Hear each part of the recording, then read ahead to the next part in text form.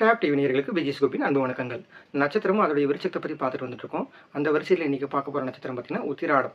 இந்த உத்திராடம் நட்சத்திரம் வந்து பார்த்திங்கன்னா தனுசு ராசியில் ஒரு பாதமும் மகர ராசியில் 3 பாதமும் இருக்கும். இந்த 2 ராசிலையுமே இந்த நட்சத்திரம் வந்து பார்த்திங்கன்னா உடைப்பட்டு இருக்குது.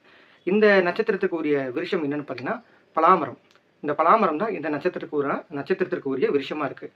இந்த விருட்சத்தை ஸ்தல விருட்சமாக கொண்ட கோயில்களுக்கு யார் வழிபாடு செய்து வரலாம் அப்படின்னு பார்க்கலாம். தனுசு ராசியில் இந்த உத்திராடம் நட்சத்திரம் பாதத்தில் இருக்கக்கூடிய சந்திரன் ஜென்ம நட்சத்திரமாக உத்திராடம் இருக்கிறவங்களும் சரி, லக்ன புள்ளி தனுசு லக்னமாக இருந்தால் கடைசியில் இருக்கிற அந்த ஒரு பாதமும், மகர லக்னமாக இருந்தால் முதல் 3 பாதம் குறிப்பிட்ட அந்த 2 லக்னத்துலையுமே இந்த நட்சத்திரம் இருக்குங்கனால லக்ன புள்ளி வந்து இந்த பாதத்தில் வந்து இருந்தாலுமே நீங்கள் வழிபாடு செய்யலாம். லக்னாதிபதி எந்த ஒரு லக்னாதிபதியாக இருந்தாலுமே அந்த லக்ன அதிபதி இந்த நட்சத்திரத்தில் வந்து இருந்தாலுமே ஸ்தல விருட்சமாக இருக்க கோயிலில் நீங்கள் வழிபாடு செஞ்சது சிறப்பாக ஒரு பலன் இருக்கும்.